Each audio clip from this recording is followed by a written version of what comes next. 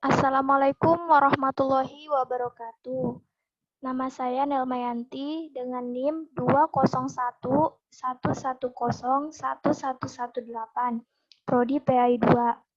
Saya akan mempresentasikan tentang hakikat, fungsi, nilai, moral, dan hukum dalam upaya mendapatkan keadilan, ketertiban, dan kesejahteraan masyarakat dalam perspektif Al-Quran untuk memenuhi mata kuliah IAT IBD ISD yang diampu oleh Ibu Dwi Nuraini Dahlan, MPD. Adapun poin pembahasannya, yang pertama, hakikat, fungsi, nilai, moral, dan hukum. Yang kedua, keadilan, ketertiban, dan kesejahteraan. Yang ketiga, perwujudan masyarakat bermoral dan taat hukum. Yang keempat, problematika nilai, moral, dan hukum. Yang pertama, hakikat, fungsi, nilai moral, dan hukum. Terdapat beberapa bidang filsafat yang ada hubungannya dengan cara manusia mencari hakikat sesuatu. Satu di antaranya adalah aksiologi atau filsafat nilai yang mempunyai dua kajian utama, yakni estetika dan etika. Keduanya berbeda, karena estetika berhubungan dengan keindahan, sedangkan etika berhubungan dengan baik dan salah. Namun, karena manusia selalu berhubungan dengan masalah keindahan, baik dan buruk, bahkan dengan persoalan-persoalan layak atau tidaknya sesuatu, maka pembahasan etika dan estetika jauh melangkah ke depan meningkatkan kemampuannya untuk mengkaji persoalan nilai dan moral tersebut sebagaimana mestinya. Pengertian nilai, moral, dan hukum. Yang pertama, nilai. Nilai dapat diartikan sebagai sifat atau kualitas dari sesuatu yang bermanfaat berharga bagi kehidupan manusia, baik lahir maupun batin. Bagi manusia, nilai dijadikan sebagai landasan, alasan atau motivasi dalam bertingkah laku, baik disadari maupun tidak. Nilai berfungsi sebagai daya dorong dan manusia adalah pendukung nilai. Manusia bertindak berdasar dan didorong oleh nilai yang diyakininya, misal nilai ketakwaan. Yang kedua, moral. Moral dapat diartikan sebagai perbuatan atau tingkah laku atau ucapan seseorang dalam berinteraksi dengan manusia. Apabila yang dilakukan seseorang itu sesuai dengan nilai rasa yang berlaku di masyarakat tersebut dan dapat diterima serta menyenangkan lingkungan masyarakatnya, maka orang itu dinilai mempunyai moral yang baik, begitu juga sebaliknya. Jadi, moral adalah tata aturan norma-norma yang bersifat abstrak yang mengatur kehidupan manusia untuk melakukan perbuatan tertentu dan sebagai pengendali yang mengatur manusia untuk menjadi manusia yang baik. Yang ketiga, hukum.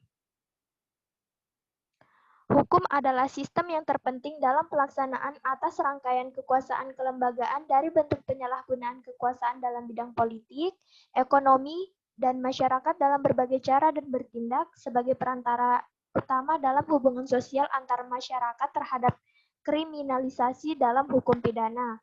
Hukum biasanya dibuat sengaja oleh lembaga-lembaga untuk menciptakan keserasian antar masyarakat. Adapun ciri-ciri hukum antara lain, yang pertama, adanya perintah atau larangan. Yang kedua, perintah atau larangan harus ditaati oleh setiap orang. Yang ketiga, apabila setiap orang tidak mengindahkan perintah dan melanggar larangan akan terkena sanksi. Hukum memiliki 4 fungsi, yaitu yang pertama sebagai alat pengatur tertib hubungan masyarakat, sebagai sarana untuk mewujudkan keadilan sosial, sebagai penegak pembangunan, dan menjadi fungsi kritis hukum. Selanjutnya, keadilan, ketertiban, dan kesejahteraan. Keadilan berasal dari bahasa Arab adil yang artinya tengah. Keadilan berarti menempatkan sesuatu di tengah-tengah, tidak berat sebelah, atau dengan kata lain, keadilan berarti menempatkan sesuatu pada tempatnya. Menurut KBBI, keadilan berarti sifat perbuatan atau perlakuan yang adil. Keadilan berarti perilaku atau perbuatan yang dalam pelaksanaannya memberikan sesuatu yang semestinya harus diterima oleh pihak lain. Menurut WJS Purwodarminto, keadilan berarti tidak berat sebelah, sepatutnya, dan tidak sewenang-wenang. Sesuai dengan sila kelima, maka keadilan yang harus terwujud dalam kehidupan bangsa ialah yang pertama, keadilan distributif, yaitu hubungan yang adil antar negara dengan warganya. Yang kedua, keadilan legal atau bertaat, yaitu hubungan yang adil antara negara dan warganya. Yang ketiga, keadilan komunikatif, yaitu hubungan yang adil dan sama antar warga negara secara timbal balik. Yang kedua, ketertiban.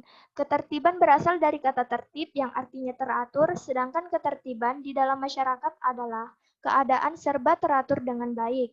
Selain itu, ketertiban adalah salah satu perwujudan dari keteraturan. Untuk mendapatkan sesuatu dengan ketertiban di dalam masyarakat diperlukan adanya suatu aturan atau hukum. Dengan adanya hukum dan norma yang dipatuhi oleh seluruh lapisan masyarakat, maka akan tercipta suatu ketertiban.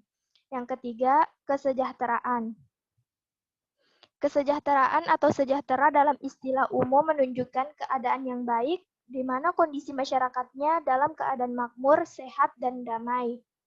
Kesejahteraan juga bisa disebut sebagai impian tertinggi suatu masyarakat maupun negara, karena kesejahteraan telah mencakup segala harapan dan cita-cita setiap individu dalam suatu masyarakat.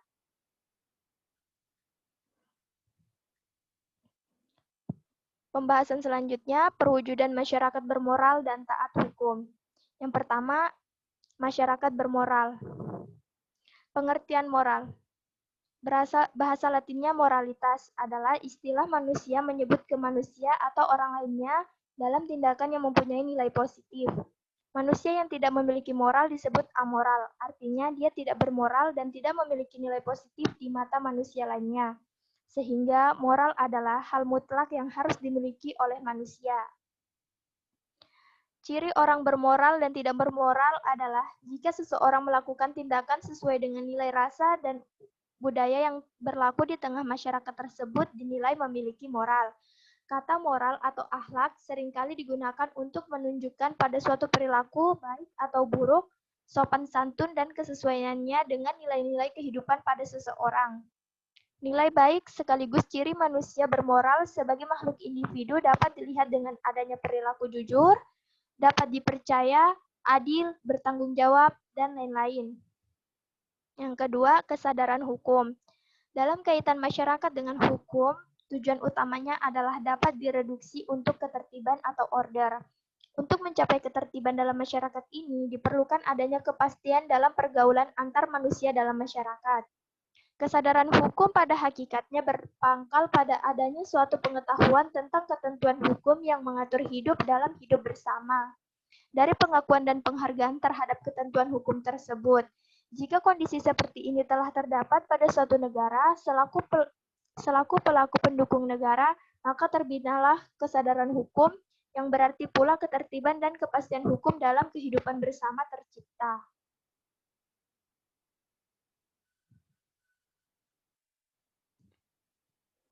Pembahasan selanjutnya yaitu problematika nilai, moral, dan hukum.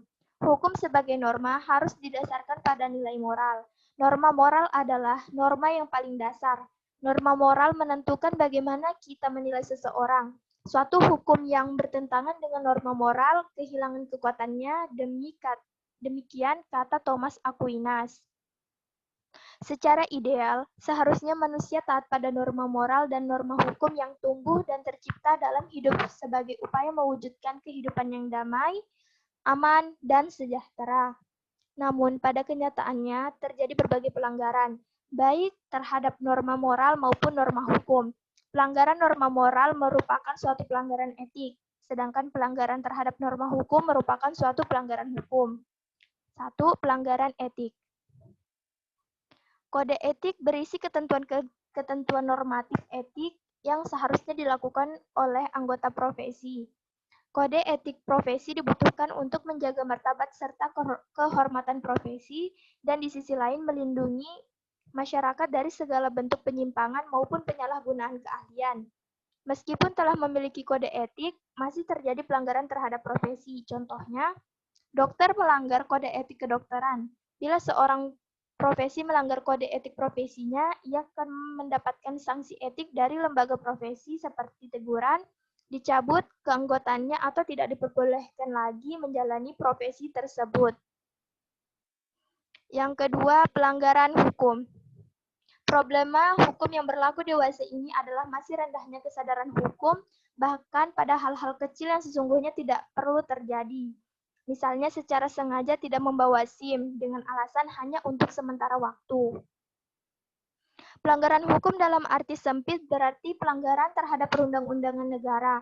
Sanksi atas pelanggaran hukum adalah sanksi pidana dari negara yang bersifat lahiriah dan memaksa masyarakat secara resmi atau negara berhak memberi sanksi bagi warga negara yang melanggar hukum. Ada beberapa hal yang menyebabkan lemahnya penegakan hukum, yaitu kesadaran atau pengetahuan hukum yang lemah, ketaatan terhadap hukum, perilaku aparatur hukum, dan faktor penegak hukum. Permasalahan hukum di Indonesia dapat diminimalisasi melalui proses pendidikan yang diberikan kepada masyarakat. Diharapkan wawasan pemikiran mereka pun semakin meningkat sehingga mempunyai kemampuan untuk memikirkan banyak alternatif dalam usaha memecahkan masalah hukum dan tidak melakukan pelanggaran hukum. Sekian presentasi dari saya, kurang lebihnya mohon dimaafkan. Wassalamualaikum warahmatullahi wabarakatuh.